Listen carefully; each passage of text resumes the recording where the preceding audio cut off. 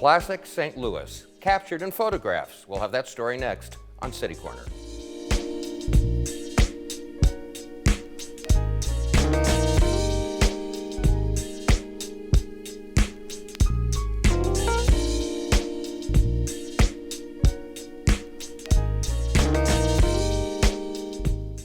I'm Steve Potter, and welcome to City Corner.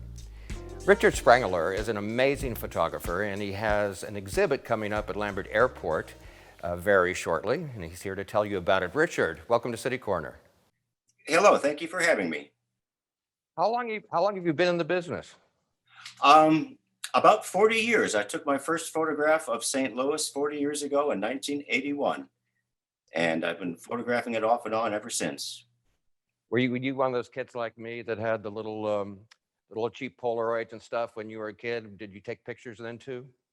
No, I got started after high school. I joined the Navy. I was a musician, and I joined a Navy band, and I was in a band in Naples, Italy, and we toured Europe for 2 years, and I got a good camera and started photographing the architecture of Europe while I was touring, and that's how it all got started. Wow. And when I got out of the Navy, I took some photography classes, and the rest is history. Yeah. Well, you've got a couple of pictures here of you with a camera, and I kind of want to take a look at those and have you explain what we're looking at. Okay. This first picture is myself with the cameras that I use. On the right is a large 8x10-inch view camera, and on the left is a 4x5-inch view camera. And it's the same classic style of cameras that were used in the 1800s at the very beginning of the medium. The 8x10-inch camera shoots a negative that is 8x10 inches, and the 4x5 shoots a negative that's 4x5 inches. So your photographs are incredibly sharp with these large cameras. I also use a digital 35 and a point and shoot, and I also use the cell phone that took this picture.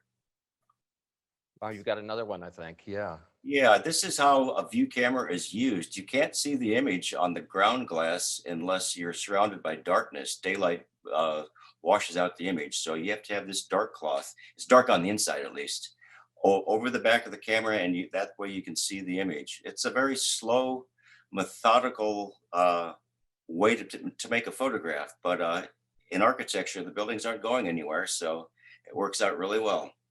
Richard, that looks like something from the early 1900s. Most professional photographers aren't using cameras like this, are they?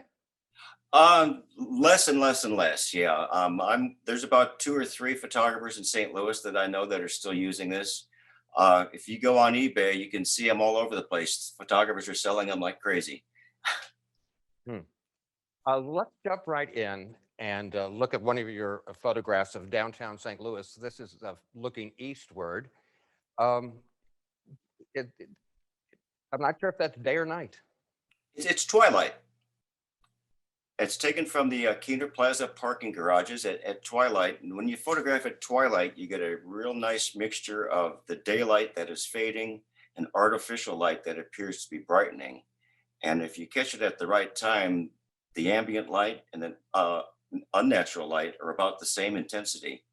For example, down here inside the parking garage where you can see a car, in daylight, that would all be black. But as the daylight gets darker and darker and darker and artificial light comes up, then you get this nice mixture. It's called the magic hour of light, but actually it's not an hour. It's about 15 minutes that you have this effect. You know, what catches my attention about that photograph, and I don't know if you intended this or not, but the swirl of the ramp kind of plays off the curve of the arch to me. It does, and the dome of the old courthouse. So it's rectangular shapes and circular shapes that are intertwined. Richard, the photographs, this one and the ones we're going to look at while you're visiting us today, are all part of an exhibit that's going to be at Lambert Airport. It's going to be from March through August. Yeah, March 2nd through August 28th. And how much of your work's going to be there? 36 pieces altogether. I have 33 large 16x20 prints, and then 3 real large prints that are about 3x4 feet. You're calling the show Classic St. Louis. What do you mean by that? By Classic St. Louis, it refers back to these cameras that I'm using, these classic cameras from the 1800s. They're not actually that old, but it's the same style as those old cameras. So it's a way to make photographs that was done 150 years ago. And I'm using black and white film and a large view camera, and that's kind of what I refer to with when I say classic St. Louis. Hmm. It Let's look. harkens back to an earlier era of photography that is disappearing. The use of these cameras. What part is disappearing? What do you mean by that? The use of the cameras, not that many photographers use these anymore. Everybody's giving up film photography for digital photography. I do both. I do some digital and I do a lot of film photography. I think the way you do it is striking. Let's look at this next shot of yours. It's the courthouse with the arch, and it looks like the weather's a little precarious. Yes, I've been a fan of Ansel Adams's work since I got into photography, and his spectacular cloudscapes in the mountains out west were so dramatic. And I always wished I could capture those here in St. Louis, but we rarely have thunderstorms like that. Um, Last summer was an exception. We had spectacular clouds for 2 or 3 months, and I spent a lot of time chasing thunderstorms over in St. Louis. And this is one I got from the top of the parking garage. There's even a rainbow slightly visible through the arch there, down in the bottom part of the arch. Oh yeah, yeah, that sky's incredible. Yeah, Richard, I would think of photographing the arch. That must be like catnip for a photographer, just because it's so visual. it's so visual, and I've made the observation that it's hard to spend an afternoon photographing in downtown St. Louis and not have the arch in the photograph, either overtly or subtly. It has a knack of showing up. If you point your camera east, you're going to get the arch. Well, we have three of your photographs I want to look at next in a row, and they all have to do with the arch, is why I'm doing this. And Uh-huh. I love this next one because of the reflection of the arch in the building. That's a neat effect. Did you plan that one out, or did that just happen? Absolutely, I planned it out. I saw the scene and knew that I was going to try to get both in the picture. And this is what I came up with. The arch also is starting to show a really unique quality. I've seen the arch go from gray to blinding bright that you could hardly look at to black all in one day. And right now, that the left section of the arch is what I call an arch glow. And if you're standing in the right spot as the sun goes down in late afternoon, the entire arch will light up really bright, and it makes for a real dramatic photograph. I don't know about you, but I'm glad they light it up at night now too. I do too. Yeah, the very first time I got the arch lit up was in the 90s when the Pope visited St. Louis, and the television stations that were here for the Pope's visit all contributed their lighting and lit the arch just for the Pope's visit. And then it stopped. And then about 10 years later, they decided to light the arch permanently, and it's wonderful. Continuing with the arch theme, the next shot we have is at the base of the arch. I guess that would be the north side. This is the south leg of the arch. Oh, Yeah, a little confusing, but it's the south leg. And this is the arch glow that I was speaking about. This is the sunrise coming up and just lighting up the arch like it was a searchlight. It's so bright, and you, it you know makes what? for a really spectacular photograph. You know what? The reflection is spectacular, but one of the little design things that kind of jumped out at me was that the hand railing, for some reason, the direction and the position of the hand railing up against the arch, I don't know, that kind of speaks to me. I don't know why. It contributes to the composition. Yeah, I really like that there. The way it's kind of jagged, it changes directions. Well, speaking of reflections, we have one more of the arch. This is on the other side, and talk about some reflections, huh? Yeah, this is the north leg of the arch at dusk, almost night. The really bright reflections are some street lights that are near the arch, but the rest of the reflections, especially on the left side, are all lights from downtown St. Louis. There's not as much on the right side because that's reflecting the Illinois side. I did this also in color, and it's a spectacular color photograph also. I'm wondering, Richard, when I see works like yours, all look so perfect. I wonder how many are really planned out, or how often are you surprised when a shot doesn't look exactly like you thought it would? Maybe it even looks better than you thought it would. Are you frequently surprised? Um, no, not really. I've been doing this so long that I'm pretty sure of what I'm going to get.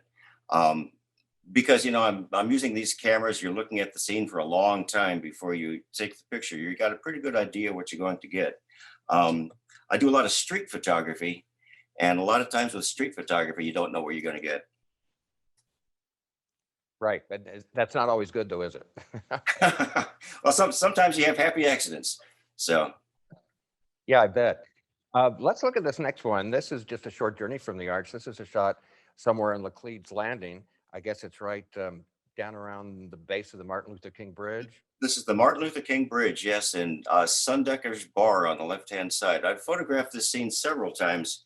Um, the time I did before this was at sunrise, and it was a beautiful photograph that I was really happy with. But I was thinking, this would be really nice if it was really foggy. So I have a link on my computer to the government weather channel. And every night before I go to bed, I'll check to see if there's going to be fog coming in at night. Uh-huh. And it doesn't happen very often, but when it does, I'll load the cameras up into my car. I'll get my clothes out ready for the morning. I'll put breakfast out. I'll get up at 3 o'clock in the morning and out the door by 3:30. So Wow. this was made about 4 o'clock in the morning. You know what really, something that I noticed about that one, I don't know if you had this planned or something. I think it's really funny. I see the sign says "Do not enter" right next to a bar. Yeah. Yeah, and tragically, I think Sundecker's is closed right now. Yeah. I went by there the other day, and the deck on the back that was so beautiful to be on is been taken down. So Richard Sprengeler, hold on there. We need to take a quick break. We have more of your work to look at when we come back with more of City Corner.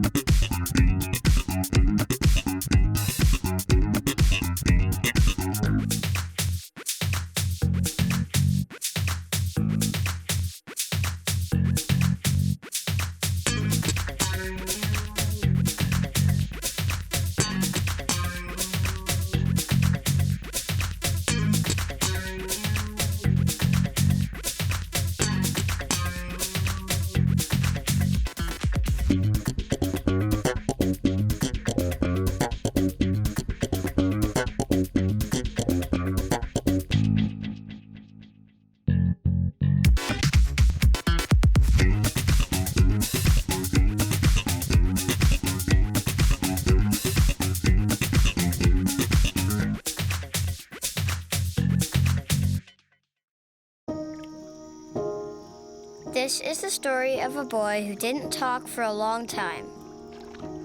The boy liked things to always be the same. Any changes would scare and upset him. The unknown was an unfriendly place. The boy was very sensitive to lights and sounds. So he built secret hiding places where they couldn't get in. The boy didn't like looking people in the eye. He wasn't trying to be mean, it just made him feel uncomfortable. Sometimes he would flap his arms again and again.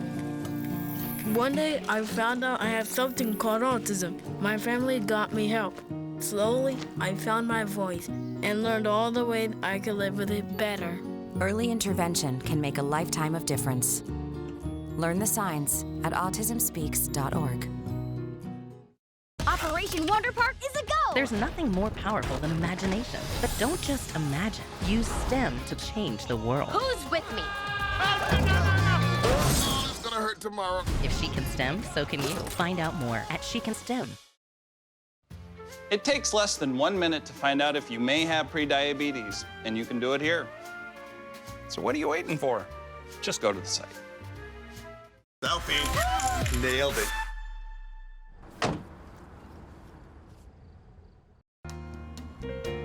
There's so many reasons to love St. Louis. You can't pick just one. What I love about St. Louis is the 79 unique neighborhoods and 108 beautiful city parks, including Forest Park, which is actually larger than Central Park in New York, and the gorgeous Tower Grove Park right here. And there's always something new to experience, no matter the time of day or the season. So come and experience St. Louis.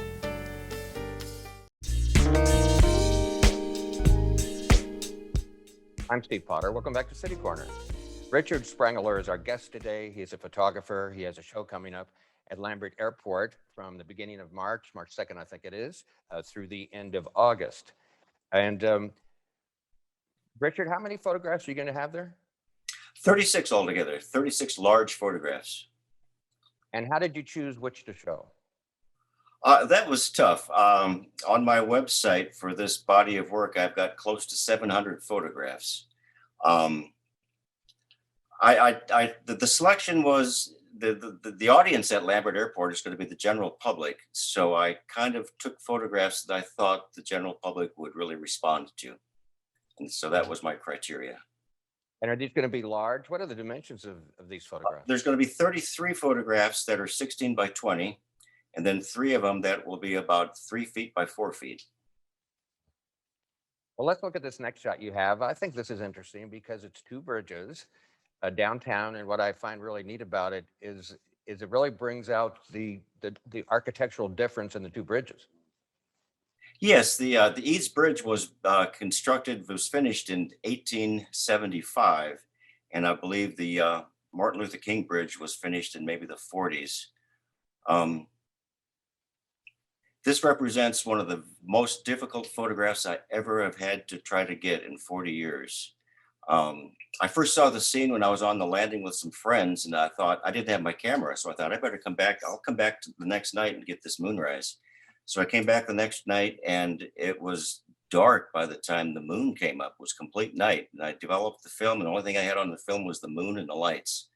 So I did some research on the moon phases, and I found out that the moon rises about 40 minutes later every night. So that told me that I need to come and photograph the moonrise for this effect at dusk, the day before the full moonrise. So the next month I came back at the day before and it was raining. The next month I came back and it was cloudy. It was cloudy, it was raining. And on the 6th month, I was finally able to get this photograph. Wow, so timing is everything. Yeah. You and it wasn't easy at that, because when the moon rose to this spot, and I didn't want the moon to go any higher and the lights hadn't come on yet. So I took the picture and I thought, I'll leave the film in the camera. I'll wait an hour. The lights finally came on and the moon rose out of the top of the picture, and I double exposed the lights onto the photograph. And that's how it was finally made. Well, I'm wondering, as a photographer for outdoor shots, I find when I do my own amateur pictures, I think I get better pictures when the sun is not out. What kind of role does that play for you?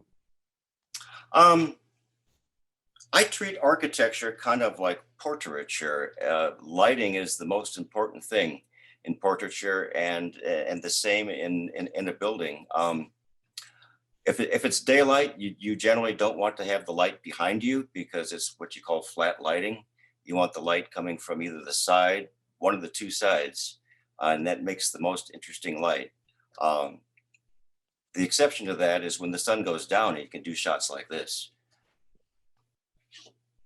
We have 2 pictures I want to look at next, because I feel like they're very similar but very different. They're 2 bridge shots, and you'll see what I mean. This first one is in St. Louis, of course, the newest bridge in St. Louis. Yeah, some people call it the stand span. I didn't realize that. It was constructed to take the congestion off of the other bridges, and it's done very good at that. I live in Illinois, and I've been fighting the Poplar Street Bridge for 30 years, and now there's no traffic jams on the Poplar, so it's really wonderful. It makes a difference. Now, the second one I was referring to is next, and the reason I say that is because this is the Clark Bridge in Alton, which is much older. I think it went up about 1992-ish, something like that, but they're very similar in design. Yeah, I took this photograph in 1992, and it was finished in 1993. What's interesting about this photograph is that you can see this crooked railroad track coming through here. It's for moving the construction material into the site. Um, and in the foreground here, you can see the floodgate. This is actually the flood wall, and the gate was open, fortunately.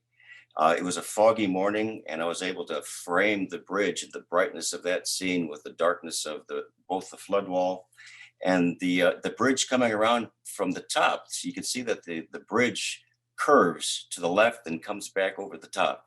Right. And that's what's creating this framing of the scene. Well, I have walked through that flood wall many times myself, so it looked real familiar to me. Uh-huh. It was the How- first bridge of this type in the United States. Right, it was when it was opened, wasn't it? Yeah, when it was opened, yeah. How has technology changed what you do? Obviously, we were talking about your cameras and how different they are than the modern cameras of today. Has it changed your art at all, the technology? Absolutely. Up until 2 years ago, I developed my film in my darkroom, my black and white film of St. Louis. And up until 2 years ago, I was making silver prints in the darkroom with the chemicals, etc. 2 years ago, I bought a large format printer and discovered that I can make much better prints digitally. So I'm still using the old cameras and black and white film, but I'm making digital prints. So it's kind of a hybrid of the two technologies right now.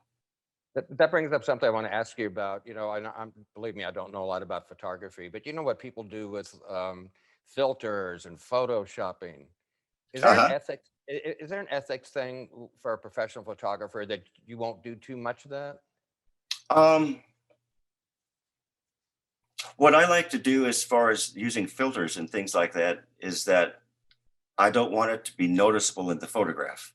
A lot of times people use these special effect filters, and you know, it looks kind of chintzy or it looks kind of artificial. And anything I do in the darkroom or in Photoshop or with filters in front of the lens, I don't want it to be obvious that they know I did something like that.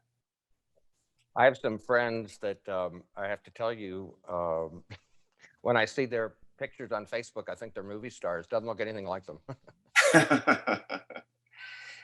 I'm a big fan of the iPhone. They can make extraordinary photographs. I use it all the time. I proof a lot of photographs.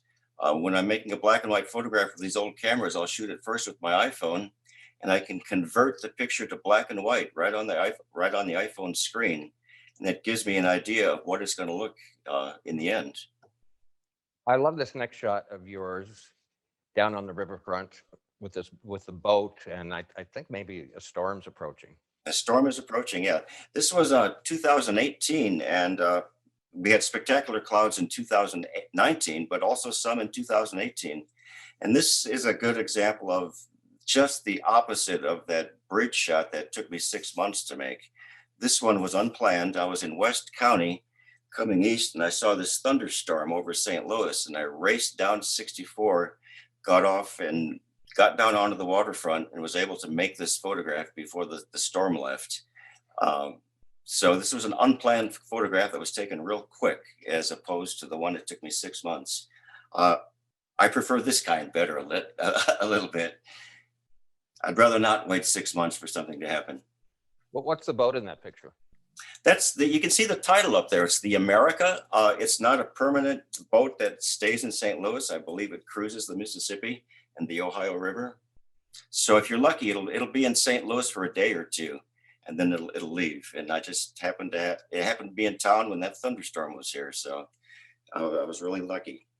I always thought there should be more boats downtown. Or down on the riverfront. That was all. You remember the Goldenrod, of course, and the Admiral. I'd like to see about 8 or 9 of those there 24/7. That's just me. I've got some photographs of the waterfront. I've got a portfolio on my website, The Flood of 1993, where I've shot the waterfront, and you can see all the boats that are down there. It's incredible. And you go down here now, and really the only thing there is the Becky Thatcher riverboat and a barge for the helipad. Right. And that's it. It's kind of sad. You speak of floods. This next picture we have, it's the Eads Bridge. I think it's during the flood. Explain that one. Yeah, this is the flood of 2019. you can see that there's a traffic sign on the far left. So Wharf Street is completely underwater. And when I photograph the floods, I always have a pair of knee boots in the back of my van. And I'm actually standing in the water in my boots with my tripod in the water. It's kind of, I photographed the flood of 1993, and they call that a 500-year flood. It wouldn't happen again for 500 years. And then we had one 2 years later in 95. Then we've had several more, one in 2016 and one in 2019. So they're happening more and more often. Yeah, I'm wondering, when you go out on a photo shoot, is it always solo? I mean, do you have an entourage that goes with you and helps you do this and that, or is it just you walking around? It's a combination of both. I enjoy the company. I've got several friends that, one photographer in particular that still shoots a view camera, and he and I do some work, and several other photographers that shoot digital 35s come along with me also. For them, it's kind of for the safety of it, but I've never had any trouble in downtown St. Louis in these areas. Hey, let's back off from the river front a little bit. This next shot is Metropolitan Square, which of course is fairly new as downtown goes. This is oh, go ahead. Go ahead. Yeah, it's an interesting shot. Explain it. Building, and I'm shooting it through St. Louis Place. And I call this a photographic abstraction. And it was a difficult photograph to make, the view camera way up in the air pointing up. But what I was trying to achieve, if you see here, there's right on the right side, there's the brick wall and the black wall and another brick wall all meeting at one spot. And up at the very top, the two lines all meet at the edge of the photograph, and down at the bottom of the photograph, everything meets at a point. Then you have the two brick walls on the right and left, all a diagonal coming out the bottom picture corner. So it's a highly structured abstract photograph. Richard, I'm a fan of your work. We've just got a few seconds left though. So give us a shout out again about your upcoming show and your website. Yeah, the show is at Lambert Airport. It opens March 2nd and comes down August 28th. Large photographs of St. Louis, and you can see the entire body of work of 700 photographs on my website, simply richardsprengeler.com. And do you have any other future project that you might want to tease us with? I'm still photographing St. Louis. I'll probably photograph St. Louis, for the rest of my life. I'm doing a lot of street photography. Later tonight, I'm doing a podcast for the International Photography Hall of Fame on street photography, where I've done street photography in Italy, Ireland, and Mexico. So I'd like to kind of switch between St. Louis and doing travel photography out internationally. Well, Richard Sprengeler, thank you so much for joining us today. I'm a big fan of your work. I saw it on Facebook, didn't even know you, and got in contact with you. But we'll look forward to seeing that out at Lambert. We can go out there even if we're not going anywhere. Absolutely. Thank you for having me. You bet. I'm Steve Potter, and that's all the time we have for this edition of City Corner. Thanks for watching. Join us next time.